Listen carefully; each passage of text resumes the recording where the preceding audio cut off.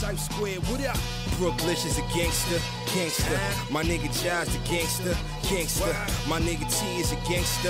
Sipe Square, won't you come fuck with the gangster, gangster. What up, y'all? Delson Holloway, Executive Vice President of DIVA, Global Media. I'm here in Harlem today. We give an interview. Queen of Harlem. Came to meet my man Chris. Chris, what up, baby boy? You get ready to introduce me to the Queen. I hear she got a lot of things going on. And she good people. That's your peoples, right?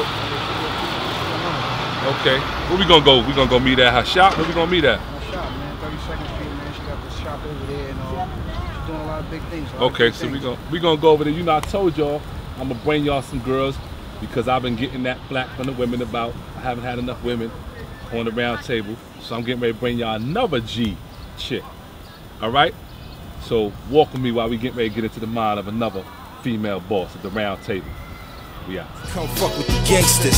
Common sense over emotion. Niggas ain't focused. This is medical grade crack. I'm just up in the doses. These niggas atrocious. Me and more brutish. Put the lean to your track like your weave looking stupid. Foolish if you think I'm not built to be a movement. Nigga, I'm Jesse Pinkman cause I'm in the lab moving. Niggas is wild shooting bullets trickle like Skittles. Bunch no rainbows outside of gold chain jewelers. Don't get caught slipping if your hands ain't wicked. Cats run up on you with swiftness to clip you while you're snoozing. Hit you with the smithing. Weston is just a lesson from the school of hard knocks with professors clock students. That's why I maneuver, had to look into my future. I'm kicking that Donatello, trying to get up out the sewer. Splinters in my fingers cause the wood grain Buick. I'm in the... Welcome New York City to another edition round table. Now I told y'all the last time y'all was getting on me because I didn't have enough women. It's the second bossed up sister I brung to the table. We here in Harlem. I got Michelle, the Queen of Harlem. We're gonna go right into how you get that name, the Queen of Harlem. Well, the name came from Reggie. Yeah, I was doing parties with Carrie, but then I was also doing parties with June, and I was doing a party with Aaron, but they wouldn't all mix. Okay. So when I got them to all do a party together, Reggie was like, well, "You the queen." Okay. So the next flyer I seen, it had the Queen of Harlem. So the boy was like, "Queen of Harlem," and I didn't know who he was talking to. He was like, "You," and yeah. And it stuck. Yeah, it stuck. Okay, so let's go back now, right? Because the whole premise of the round table is a boss effect, right? And in the new millennium, we know we got a lot of boss chicks. And so, like I said in the introduction, I was getting a lot of flack because I didn't have any women. So I had Jatan. I know that's your crimey. Yeah, that's my baby. And then, so we got you. Let's go back to the beginning because you have a lot of things going on. And I've been following you from the side. I've been to one of your events a few years ago in Vegas. It was a fight. And I was impressed. You had $10,000 tables, $15,000 tables and all this. And it was real big. I think it was at Club Live or something. I'm not sure. No, Club Live is in Miami. Oh, well, I mean, what was the name of it? It was the pool, the big pool. Yeah, it was a cabana. Okay, yeah, but it was real fly anyway. It was boss. And I asked my partner at the time. I was like, yo, who put that together? He said, oh, the Queen of Harlem. And from there, I kind of started, like, so, okay, you got some things going on. First, tell me, and the viewers who don't know you, a little bit about yourself, where you from, history. Let's go into that. Okay, I'm completely from Harlem, 116th and 7th. I grew up there. Born and raised? Born and raised. Bred there? Mm-hmm. Okay. Harlem, all right. Yeah, completely, straight up Harlem. Even though I don't live Harlem now, I'm still straight Harlem. Okay, all right. Harlem is the epicenter. You can't never, whatever it is. I'm a Brooklyn cat, but Harlem is Harlem, and you know you got to recognize and respect Harlem. So let's go here, right? How did you get into? First of all, you have multiple things going on, right? And we want to touch on that. Let's get into the things that you have going on, and then we'll one by one address them. So okay. I know you got a beauty salon, right? Right. What's the name of it? High Maintenance Beauty Spa. Where is it located at? 132nd and 7th. How long you had that going? It's going on 4 years now. 4 years. What made you get into that? That was your first business, or what you had first? The party things or the? Oh, I was doing parties since I was 17. Since you were 17? Okay, we ain't gonna ask you how old you were. I know you weren't supposed to do that. My mother told me that. But so you started doing the parties first. How did you get into that? Let's go there. Well, there's a set of girls called Vision of Beauty. It was two of my cousins, Tiffany and Rhonda, Joanne, Andrea, Shamik, and two other girls. Now you know you better not forget nobody because when they see this, right? Yeah, and Josie. Okay. And we said we was gonna do a party because we was doing cookouts yearly. Okay. And it was always really packed. So we said, you know what, we might as well get some money. So we did our first party with, what club was that? I know it was DJ Woo Kid, and we did the first party, and it completely You did them in sold out. Harlem, the city? Yeah, we did it downtown on 42nd Street. Okay. And it completely sold out to the point where the outside had to shut it down. Okay, so one of the things that I find interesting is that when people do these parties, right, in particular stuff, everybody can't do that, right? How did you have this big following? Was you like always a popular chick in the hood and whatever? Yes, in a good, in a bad way. Oh. Well, I gamble a lot. So, you know. Wait a minute. You gamble how? CeeLo? CeeLo. I would sit on the table. I would sit on the Head corner. crack and all that? And gamble. So you was a tomboy coming up? Not really a tomboy. I just loved to gamble. Okay. But I always had guy friends. I never really liked a bunch of girlfriends. Okay. So I always had male friends. So, you know, being around males, girls, attract the girls. Because they know you got all the hookups. Exactly. So, I mean, so, you know, as long as you're with the guys with the money, the girls is going to come. Right. And as long as the girls come, the guys with the money is going to come. So it was just like simple math for me. Okay, and then you start doing, so your biggest party, you said that first one you did. That was big. But I knew that I was going to do 4-hour parties because I did a party with The Circle, which is Jane, Sleep, and it was James, Sleep, Benji, and it was someone else. We did a party at the Supper Club. I remember the Supper Club. And we gave away Louis Vuitton bags, Christian Dior bags, and they shut the whole street down. Mm-hmm. So when they shut the whole street down, I said, okay, yeah, I'm gonna do good with this. Yeah. So I would just in and out do parties, and then I started doing parties with Carrie. And me and Carrie was really good. But then I started messing with somebody else, and he got upset, and he was like, oh, you doing too much. Yeah. So what you was doing a party every month, every 3 months, like? Every month. Tell me the science behind throwing a good party. Like what are the elements and what does it take? I know you got the parties. I mean, it depends on. I mean, it's pretty much the crowd. The crowd. I mean, you have. Typically, if you get people that spend money, they're less likely to fight. Right. If you get people that really don't have money, they have attitudes. They're coming in there stressed, then they can bring your stress on everybody else. Right. So I mean, a person that spends $10,000 on the table is not gonna kill you for stepping on the shit. Right. So, I mean. So you was able to. Because my thing is, I'm trying to decipher how was you able to attract that element, and is it because of your background with the gambling and the people you know? You got brothers. It's the background. No, it's completely the background. Oh, completely. Okay, and that's cool. So I then, got a lot of like 900 fake brothers. So. Okay, so with the party thing came, I guess, spent into what? Because you have a few ventures going on, right? The party thing was like did really well. Mm-hmm. It completely did well. However, I didn't have structure. I didn't have people skills. I mean, so I was wondering, like, down the line, how am I going to get a job? Or if I ever need a job, how am I going to do it? Because my people skills sucked. I just had a lot of money. Right. So then I got a job. I worked in a shelter system for 7 years. Okay. How did that happen? You just said, let me get a job? Like, no. What happened was, I had a son. Right. I had a son and a daughter, and they would see me sleep all day and just get up at night because I was just a party world. But I could make enough money in one party to cover myself for the next 3 months. Right. So I didn't want them to see, I mean, it worked for me, but it might not have worked for them. Right. So I wanted to see some type of structure, some type of foundation. So I got a minimum wage paying job and at the shelter system. I started out as a receptionist. But they gave me a lot of hell because I was young. I had a brand new car. I owned a home, and they was like, "Well, why is she taking a minimum wage job?" Right. So they gave me like a lot of problems then, but I just kept it because I needed structure. I needed to get up at a certain time. You wanted your kids to see that. That was important, and I want to commend you for that. I think that's ill that you even thought like that, because most people would be like, "Well, this is working for me. This is what it is." So so I had a good amount of money saved. So I was like, you know what? So the paychecks it didn't really mean nothing. And, I was just letting the paycheck sit there until maybe like a year and a half. Right. And I was like, oh shoot. And so Jaton came to me and she was like, Michelle, it don't make no sense for you not to buy a brand new house. She was like, you got it. And I was just scared to spend money. I just didn't want to spend my money.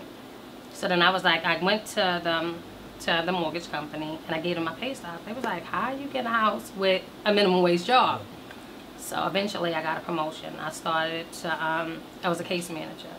And I went up to maybe like $40,000 And then maybe like a year later, I went up to $70,000.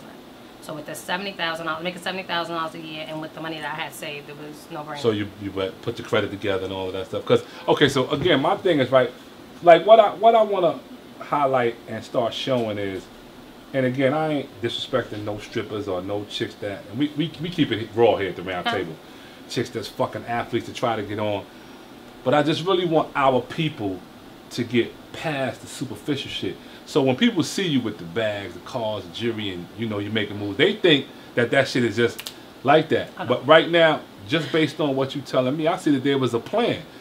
When you spoke about structure, that means even though you might not have had the greatest people skills as you alluded to, you still was able to have a plan to say, you know what, I need to be moving a certain kind of way. And that's kind of like what I want to be putting out there to these young sisters to make them understand, listen, it ain't nothing wrong with you having a bag, a car, and you can get that shit on your own. You feel what I'm saying? And so with you and Jatan and a couple other sisters that I'm going to get on the round table, this is kind of what my thing was to show that. Because I think overall, we just got it twisted. Like this generation, the millenniums, they lost. Makes sense. You know what I'm saying? And it's up to us, the ones that came before them, to really show them how this thing go. And it ain't all Instagram and Facebook. There's some real structure and thought going to, even if you want to do parties, which is what you did. You didn't just wake up and start doing parties and it was popping. No, like we you said, actually started with cookouts. Right, but you even said, yo, nah, there was even a plan to that. You was like, I gambled and I met the right people, and your background was able, it enabled you to be able to do, because you do some high-end parties. Yeah. Because now let's kind of fast forward a little to, I want to say probably the last 3-4 years, the kind of parties you were doing. And like I spoke to them earlier about the levels. I was in Vegas to visit the fight, and a couple of my homeboys, Dirt and Flow Money, they was like, yo, we're going to go to this joint that you was doing. And we went there. The whole thing was, it was really laid out, and I was impressed. And I was like, wow, this is fly. It was, up top was the $15,000 seats, and downstairs was the $10,000 seats, tables and all that. Where did that kind of concept come from, and how you knew you could do that and then people would pay that? I knew because I know the people that I know. So I know that, I support people, so they're going to support me. Right. So completely, it was pretty much a no-brainer. I know that I could call certain people and I could tell them, I have a table for $15,000, and I know for a fact they'll buy it. Okay, so it was like pretty much a no-brainer. Now again, we got some viewers that don't know. You went and did what? You flew out to Vegas and said, I'm going to throw a party? Yeah. Run me through how you put that together. Well, me and all my friends love Mayweather. Right. So when they said they was going and they said they was buying a table, I was like, why would I let them buy a table from somebody else when they could do it for me? So I said, if I get a event, would you buy the table? And they said, of course. So I flew out to Vegas, I seen the venue, and once I seen the venue, I set the table prices. But how did you get walk me through it? Because remember, people I flew to Vegas. You ain't got to give your secrets up, but... Okay. Oh yeah, once I seen the venue, I gave them a blueprint of what I've done previously, and they were impressed. So it wasn't hard for me to get it. Okay, and then you hit your network. Yeah, and but the thing about that is, what I did was I asked them, will they do it? So I pretty much sold the tables before I got the venue. So I wanted to see how much money I could come with. Okay, so you got to put these tables together. Yeah, I got to a certain number, and once I got to a certain number pre-ordered, it was pretty much a no-brainer. Okay. So now I spoke earlier when I made the introduction to you that you have a few venues and situations going on. Tell me about the situation that you have going on. Okay. I do party promotions. What's the name of the party promotion? This is under Queen of Harlem. Okay, Queen of Harlem. So they can follow you in Instagram. Instagram Queen of Harlem. Okay. And the white party is usually the biggest party I do. And this year is June 19th at Club Prana. Wait a minute, you a Gemini? No, I'm a Cancer. Oh, my birthday is June 23rd. My birthday is June 9th. Cancer's the best.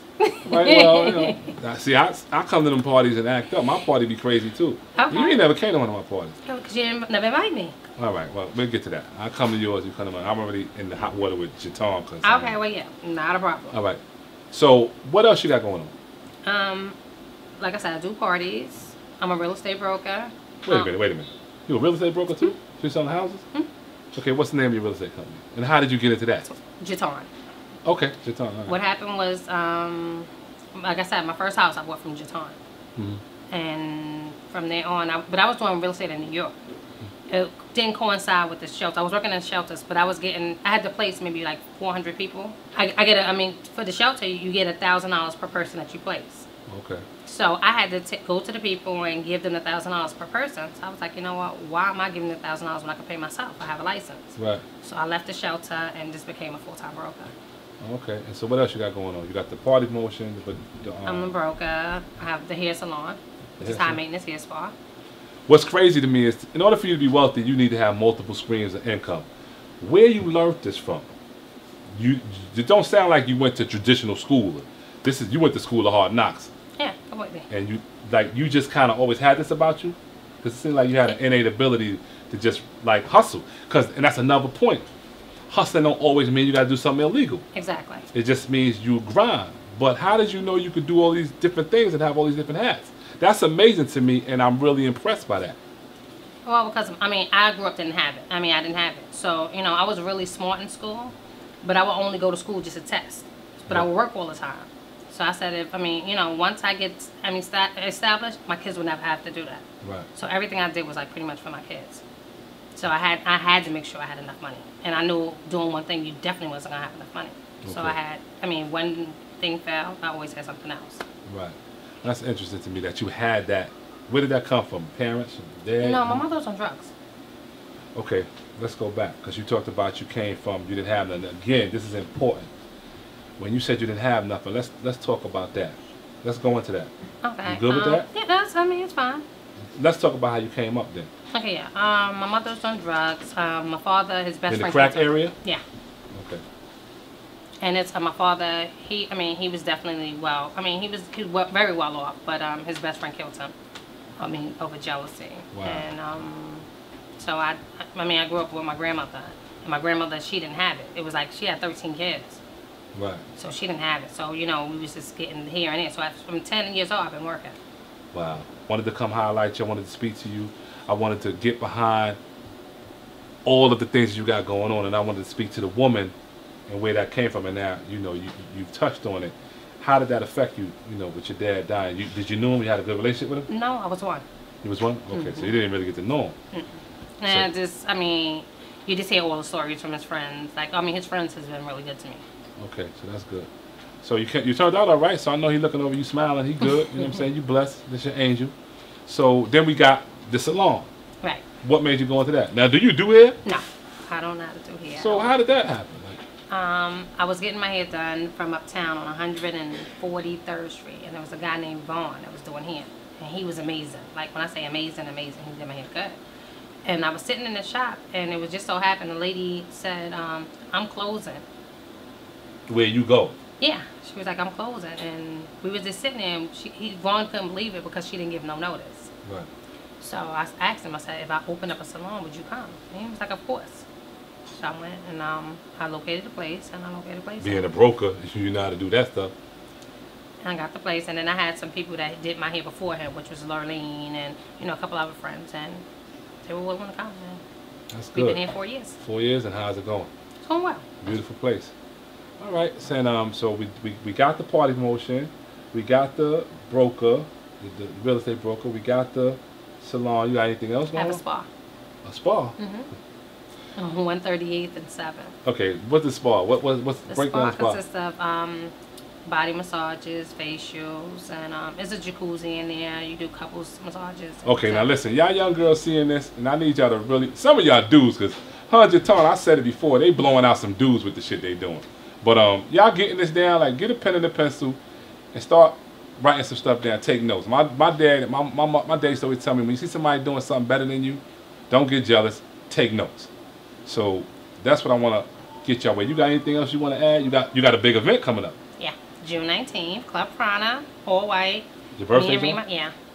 All right, so I get special passes, me and the round table. I can't wait, because it's definitely going to be a night to remember. We got our own table, we got our own section. Can't wait. All right, we're going to come and act up. I'm going to jittery boxing. Yeah, Going to it's garage. that type of event. Nah, I already know what it is, but I'm going to come out and represent for you. And I owe one to, we're going to come and act up.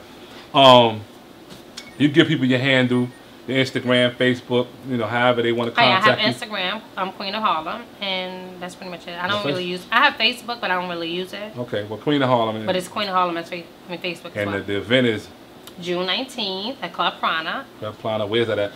It's 75 Madison Avenue. Okay, run down all your businesses again, where they can, how they can reach you, because I got some friends who want to get houses. Okay, I'm a broker, and the address is going to be 201 132nd Street. The salon, high maintenance hair spa, is 2244 7th Avenue. The spa is 2634 7th Avenue, and that's 138th and 7th. Party promotions, you could just contact me, Queen of Harlem, at on Instagram, and that's pretty much it. All right, well, this was a really, really good interview to me because we show the person behind all the stuff you got going. You got a lot going on, and that's cool. I want to thank you for coming to the round table. It was my pleasure to meet you, make your acquaintance. Shout out to my Chris for making the introduction and making it happen. And oh my God, Dame gonna kill me. He just gave me a position, and I ain't saying that one time. He gonna kill me. What's that? Go give it up. Huh?